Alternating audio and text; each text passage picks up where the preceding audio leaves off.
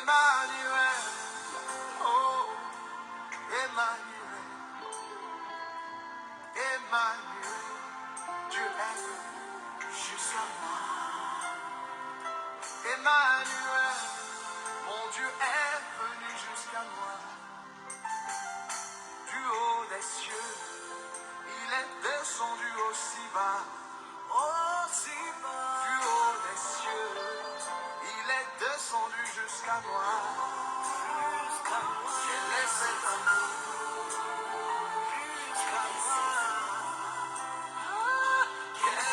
Je vous salue dans le nom précieux et glorieux de notre Seigneur Jésus-Christ. Que la paix et l'amour de notre Elohim soient avec nous.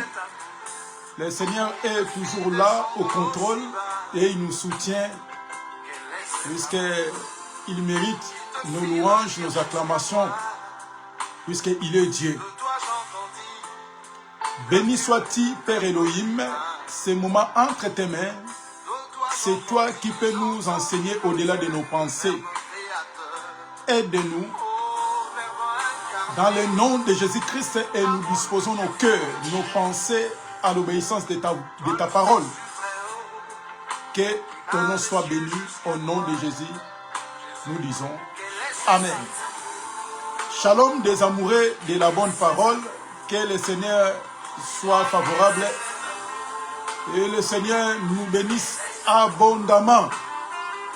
On est toujours là, mes bien-aimés, pour partager la parole de notre Seigneur. Aujourd'hui, par la grâce de Dieu, on va essayer d'emprunter encore un autre chemin de ce qui concerne la parole de notre Elohim. Et on a passé un bon moment pour partager la parole de Dieu de ce qui concerne la fouée. Aujourd'hui, par la grâce de Dieu, on va essayer de partager encore la parole de Dieu sur Jean chapitre 8, le verset 32. Et là, on va essayer de toucher de gauche et droite, ça et là, afin que nous comprenions quelle est la volonté de Dieu par rapport au message que les gens, on est en train de nous prêcher. Et comme la parole de Dieu est là, rien que pour nous aider, afin d'être éclairés et de marcher selon la volonté de notre Père. Jean chapitre 8, le verset 32. La Bible dit ceci: vous connaîtrez la vérité et la vérité vous affranchira. Osée chapitre 4, le verset 6.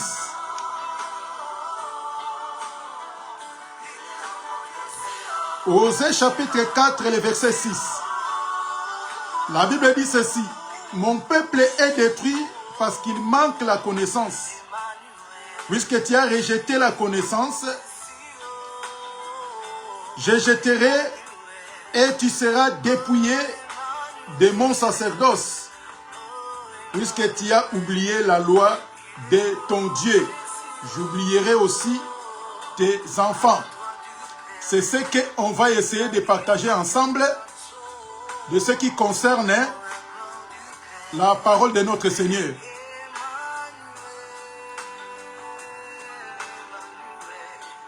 Que le Seigneur nous bénisse abondamment. La Bible dit que vous connaîtrez la vérité et la vérité vous affranchira. Et dans Osée chapitre 4, le verset 6, mon peuple est détruit faute de connaissance. Puisque tu as rejeté la connaissance de Dieu, Dieu aussi va te rejeter et il va te dépouiller de son sacerdoce. Et il va aussi oublier tes enfants.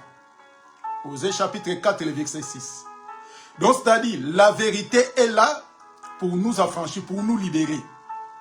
La vérité a pour mission de nous, pour écarter l'ignorance. Et la vérité est là pour nous aider à comprendre d'emprunter un vrai chemin. Et la connaissance est là pour faire nous éloigner d'ignorance. Puisqu'il y a beaucoup, ils n'arrivent pas à comprendre la pensée de Dieu. Comme les autres, ils ont laissé d'autres personnes de lire les Écritures à leur place. Et les gens sont devenus, perdus. Donc, il n'arrive pas. Pourquoi? Puisqu'il la ramène à quelqu'un. La personne là, il lit les Écritures et il lit mal. Et l'homme, il est perdu. C'est pour cela qu'on va essayer de partager. Et on va essayer encore de toucher le père Abraham et son fils Isaac. Donc, c'est-à-dire, tout au long, vous connaissez la vérité et la vérité vous affranchira. On va essayer de toucher de ce qui concerne les offrandes. On va toucher beaucoup de choses. Puisqu'il y a des gens, ils croient que à travers l'offrande, tu peux bénéficier de l'amour de Dieu. À travers les bienfaits, tu peux hériter le ciel. Comme si que le royaume des cieux est lié par les offrandes, par des bonnes œuvres. Et les gens, ils confondent les Écritures. Ici, la Bible dit, mon peuple est détruit parce qu'il manque la connaissance. Si on lit cette écriture, puisque la Bible dit que comme tu as rejeté, moi aussi je jeterai, et tu seras dépouillé, puisque tu as oublié la loi de ton Dieu. J'oublierai aussi tes enfants. Ici, il n'est pas question des nations. Donc, Osée chapitre 4, le verset 6, ça n'a rien à voir avec nous les nations. Donc, mon peuple est détruit parce qu'il manque la connaissance. Ici, Dieu, il est en train de parler avec un seul peuple hébreu.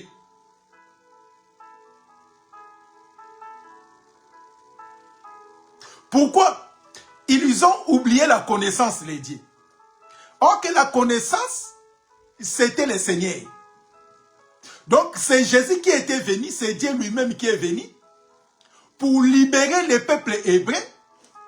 Mais comme les peuples hébreux, ils ont pas connu, ils ont oublié leur Messie, la Bible dit que Dieu va détruire, va les chasser dans leur sacerdoce. Or que le sacerdoce, c'était sacerdoce lévitique.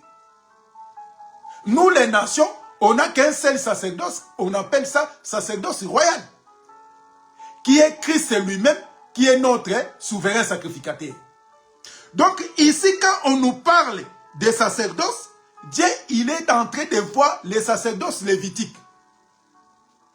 Et dans l'épreuve contraire, le Seigneur Dieu a détruit ces sacerdoces. C'est pour cela, dans sa mort, le voile a été déchiré. Et les temples qui gardaient l'arche de l'alliance a été dévoilé. Les liens saints, les saints des saints a été dévoilé par tout le monde. Donc pourquoi? Puisque Dieu, il est venu pour sauver Israël, pour donner la vie au peuple hébreu, le peuple hébreu ne voulait pas de lui. Jean chapitre 1 nous confirme. La Bible dit que le Seigneur, il est venu chez les siens ne l'ont pas venu, ne l'ont pas reçu. Donc quand les siens, ils ont rejeté le Seigneur, il est allé maintenant aux nations. Donc cette écriture de Osée chapitre 4, le verset 6, son accomplissement, c'était pour le peuple hébreu. C'est pour cela que le Seigneur est venu avec la vérité afin de nous franchir, pour nous libérer dans notre ignorance. Parce que quand la personne n'a pas l'esprit de Dieu, il est toujours ignorant. Donc l'ignorance est enlevée à la présence de l'esprit dans nos vies. Sans le Saint-Esprit, tu seras toujours ignorant ou ignorante. C'est pour cela qu'il y a beaucoup de prédicateurs. Et mon peuple périt, faute de connaissances. Comme la grâce est là, nous les nations, on est toujours là. On ne peut pas être dans la perdition. Puisque la grâce a été enlevée au peuple hébreu. Maintenant, le Seigneur Jésus-Christ est au milieu de nous les nations. C'est comme les rejets, les peuples hébreux, ils ont fait au moment d'Élie. Élie a quitté Israël pour aller nourrir la veuve de Sarepta pendant tout au long de la famille. Et Israël maintenant, pas tout Israël, il y a une poignée qui ont connu, qui ont compris que le Seigneur Jésus-Christ, c'est lui leur sauveur. Et ils bénéficiaient aussi de la grâce de Dieu. Et maintenant, la grâce est au milieu de nous, les nations. Donc, Élie, il est en train de faire nourrir la veuve de Sarepta. Donc, il va manquer ni pain, ni huile. Or, le pain, c'est la parole, l'huile, c'est l'esprit. Donc, pour nous maintenant, le pain et l'huile, il est toujours pour nous les nations. C'est pour cela, quand les gens, ils prennent de l'huile, on leur pose la question, l'huile signifie le Saint-Esprit. Et même, hein, il prêche, il dit ça. L'huile, il représente le Saint-Esprit. Et maintenant, la Bible dit que vous recevez une puissance du Saint-Esprit survenant sur vous. Et vous serez mes témoins. Et je serai avec vous tous les jours jusqu'à la fin des temps. Et vous voyez aussi les gens là qui disent que l'huile symbole du Saint-Esprit. Et il prend encore de l'huile achetée au marché. L'huile vient d'Israël pour oindre encore les gens en disant que recevez l'onction, recevez le Saint-Esprit.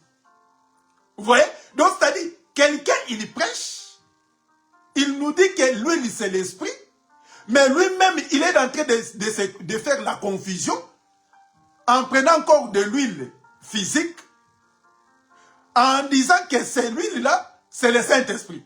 Donc, on va trouver à une seule personne des Saint-Esprits. Le Saint-Esprit qui vient de Dieu et le Saint-Esprit, eux-mêmes, ils ont fabriqué à travers de l'huile en donnant à la personne.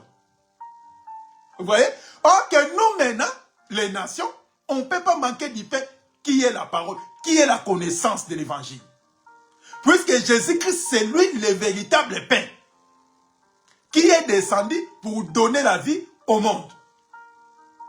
Jésus en disant ceci, vos pères ont mangé du pain dans le désert, tous sont morts. Mais maintenant, c'est moi le véritable pain qui est descendu. Et celui qui va me manger, il ne va pas mourir, mais il aura la vie éternelle. Donc, vous connaîtrez la vérité. Donc, Jean chapitre 8, le verset 32. Et la vérité vous affranchira. Donc, ça dit, Osée chapitre 4, le verset 6. Et ça n'a rien à voir avec nous, l'église. Puisque les sacerdoces qui étaient dépouillés, ce n'était pas notre sacerdoce royal. C'était sacerdoce lévitique. Donc Dieu a dépouillé ces sacerdoces. Et même dans l'arrivée de Jésus, et les pharisiens, les juifs continuaient toujours à aller ramener des bébés, des pigeons, pour aller donner dans les sanctuaires. Quoique Jean a présenté le Seigneur, l'agneau de Dieu qui ôte les péchés du monde. Quoique ils ont vu Jésus étant le véritable agneau, mais ils continuaient toujours à ramener des sacrifices aux sacrificateurs. Étant sacerdoce, étant déjà changé. Mais même aujourd'hui, nous les nations, les païens, les nations, ils confondent les Écritures entre l'ancienne alliance et au temps de la grâce. Donc, les temps de la loi, ça n'a rien à voir avec nous les nations. Leur fête faisait quand ils sortaient ils ont sorti de l'Égypte. Tous ces fêtes, ça n'a rien à voir avec nous les nations. C'était des fêtes charnelles et terrestres. Mais les gens manquent de bien lire les Écritures. Et ils confondent les Écritures. Mon peuple est détruit parce qu'il manque la connaissance. Non. L'Église ne peut pas manquer la connaissance. Pourquoi? Puisque Dieu lui-même est là pour enseigner son Église. Donc l'Église de Dieu ne peut pas manquer la connaissance. L'Église de Dieu ne peut pas manquer du pain et de l'huile. Mais Israël a perdu à cause de leur incrédulité, à cause des rejets de leur Messie. Et souvenez-vous, entre Barabbas et le Seigneur Jésus-Christ, ils ont dit quoi? Crucifiez-les, crucifiez Jésus. Même Pilate a réclamé, il a dit, c'est votre roi. Et ils ont dit que nous on n'a qu'un seul roi, César. Mais c'est votre roi, c'est votre Messie est venu pour vous libérer. Ils ont dit non. Ils ont rejeté leur Messie, leur roi. Ils ont dit, crucifiez-les. Maintenant, à cause de tout ça, leur sacerdoce, Dieu a fait quoi? Il a dépouillé ses sacerdoces. Et on n'a pas besoin, si tu as besoin de se communier avec Dieu, de passer toujours auprès de qui? Des Lévites. Puisque c'était le seul moyen, c'était le seul chemin. Si tu veux être exaucé, ton sacrifice soit agréé, il faut passer toujours à qui? À travers des Lévites. Mais maintenant, quand les gens ils veulent pratiquer toujours la loi mosaïque, judaïsme, mais en disant que nous, on est des croyants, on a accepté le Seigneur Jésus-Christ étant Seigneur et Sauveur dans nos vies. Mais la grâce est plus glorieuse et plus puissante que la loi. Donc ce peuple qui était détruit, c'était Israël. Quand Élie bénéficie du pain et de l'huile à la veuve de Sarepta, Israël, il souffrait de la famine. Et c'est cette période-là, à ce temps ici, va se manifester. Il va se manifester encore quand Christ il va venir. Et maintenant, il faut profiter. Comme la grâce est au milieu de nous, il faut profiter. Encore un deuxième témoin. C'est comme l'arche a quitté Israël pour aller chez les Philistins. Israël pleurait, la gloire est partie. Israël est resté Ichabod. Donc Dieu n'est pas avec Israël. Dieu est maintenant au milieu des Philistins. Ok, les Philistins c'était des païens, c'était des nations. Vous voyez comment Israël a perdu la gloire de Dieu à cause de quoi? De rejeter la connaissance, de rejeter la connaissance de Dieu. Alors que la connaissance, c'est le Seigneur qui est la vérité. C'est pour ça que quand Jésus a dit que vous connaîtrez la vérité, et la vérité vous affranchira, les Juifs ont murmuré.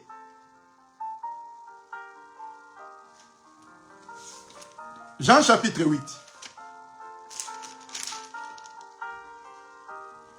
Jean chapitre 8. La Bible dit ceci. Jean 8.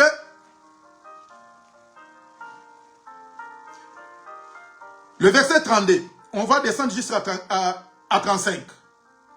Vous connaîtrez la vérité et la vérité vous affranchira. Il lui répondit, nous sommes la postérité d'Abraham. Et nous ne fûmes jamais l'esclave des personnes. Comment dit-il? Vous deviendrez libres. En vérité, je vous l'ai dit. leur répliqua Jésus, quiconque se livre au péché est esclave du péché.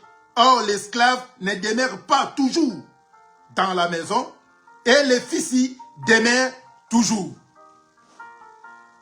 Donc, pour eux, cette vérité-là,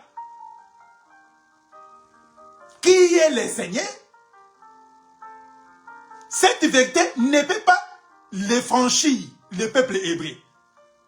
Puisque eux, comme ils sont la postérité d'Abraham, or que la postérité d'Abraham, c'est l'image de la loi mosaïque. Puisque tout le monde ont descendu d'Abraham, sont liés à la loi mosaïque. Or que la loi mosaïque ne peut donner la vie. La loi a été donnée par Moïse et la grâce et la vérité sont venues par Jésus. Donc si tu veux être délivré, si tu veux être sauvé, il faut entrer dans la personne de Jésus. C'est pour ça que leur temple glorieux, leur temple qui était censé de ramener des offrandes, des sacrifices. Jésus en disant ceci, détruisez ce temple et je le bâtirai dans 3 jours. Donc Jésus, il ne parlait pas de leur temple terrestre construit, le temple de Salomon. Mais il parlait de son corps qui est le véritable temple. Ah, donc c'est-à-dire, si le véritable sacerdoce, pour aller offrir des victimes, des sacrifices, il faut ramener à la personne de Jésus. C'est pour cela que cet temple-là, cet sacerdoce qui était composé de la famille d'Aaron et ses fils a été détruit à la mort et à la résurrection de Jésus. C'est pour cela que quand la personne est liée à la loi mosaïque, il n'a qu'à pratiquer les services mosaïques. Et quand on lit les Écritures, on n'a jamais vu nulle part, au moment de consacration des apôtres, même le Seigneur lui-même. Même quand le Seigneur est parti, on n'a jamais vu un apôtre. Après avoir prié pour au service des ministères, on n'a jamais vu nulle part qu'il vienne avec une corne remplie d'huile pour oindre les gens. On n'a jamais vu ça nulle part.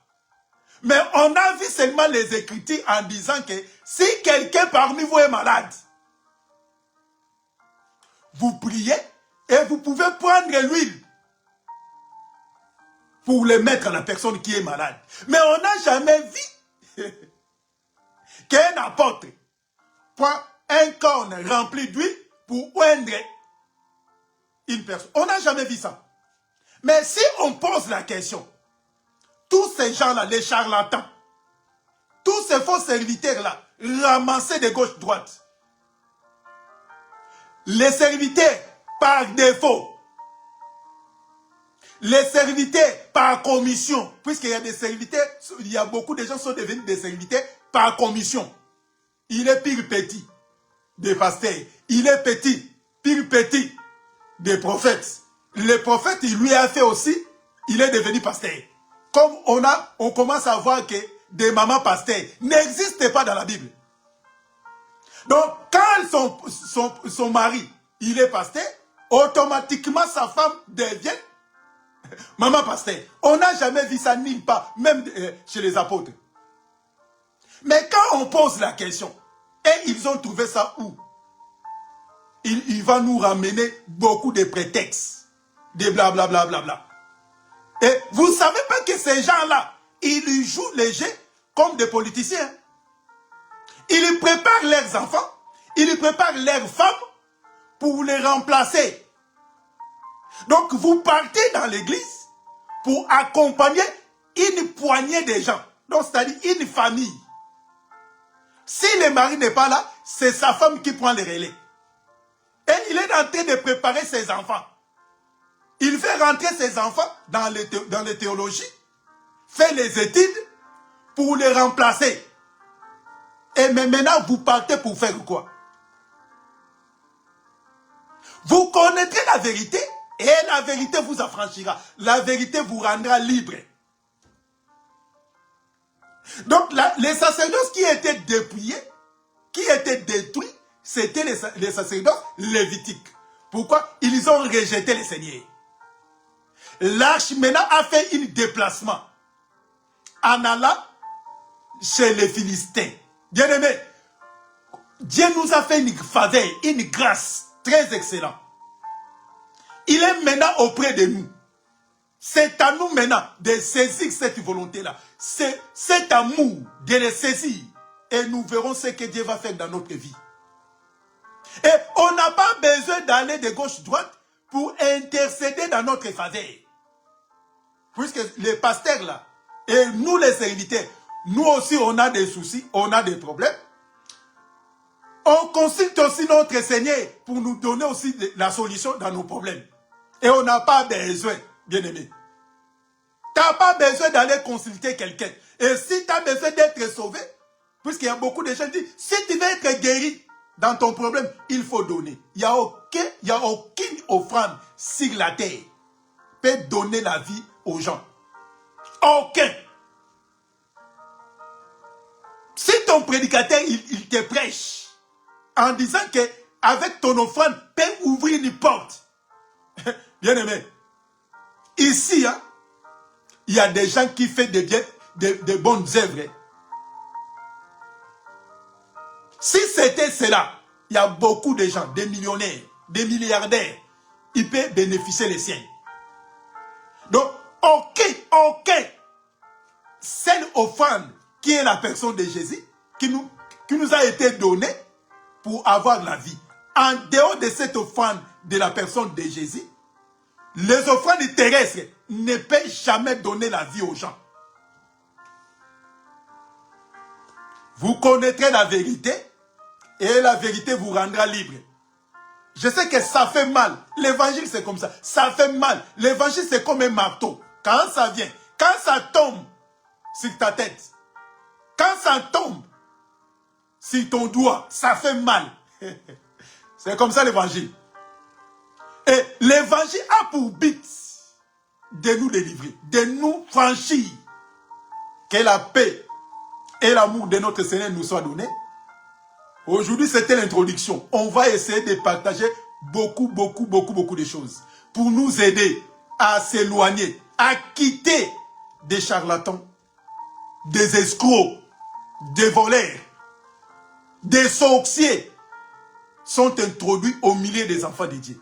Leur mission, d'écarter les peuples hébreux, des peuples de Dieu, de ne pas bénéficier les ciels. C'est ça le rôle que le diable est venu faire sur la terre. Dans les derniers temps, le diable a pour mission de détruire les enfants de Dieu. A envoyé beaucoup de serviteurs mendiants, cupides, juste pour éloigner les gens dans les bons chemins. On est là aussi. On ne va pas fermer les yeux. Comme le Seigneur n'est pas encore venu, on est toujours là. On va essayer de partager. Écouter des hommes de Dieu qui parlent la vérité. Qui nous prêchent des bons chemins, des bonnes choses pour notre bien. Rien que pour le royaume. Que le Seigneur nous bénisse. Que le Seigneur soit avec nous. On va encore revenir dimanche prochain pour essayer de toucher les problèmes d'Abraham et son fils. Là aussi, on va essayer d'éclairer le peuple hébreu, le peuple de Dieu, pour comprendre que cet enfant Isaac, que Abraham a donné, puisque aujourd'hui les gens, ils nous prêchent qu'il faut donner ton fils unique.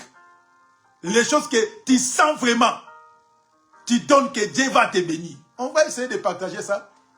Abraham et son fils. Si Dieu ne vient pas le dimanche prochain, on va essayer de toucher cette portion de l'écriture. Toujours, vous connaîtrez la vérité et la vérité vous affranchira. Dans notre émission, que dit la parole de Dieu? Que le Seigneur nous bénisse, que le Seigneur soit avec nous.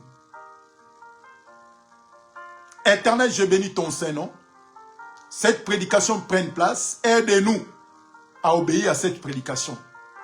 Si tu ne viens pas, le dimanche prochain, on sera toujours là pour bénir ton Saint-Nom. Dans le nom de Jésus, nous prions et nous disons Amen. Que le Seigneur nous bénisse.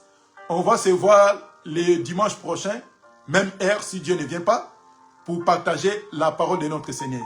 Que le Seigneur nous bénisse. À très bientôt.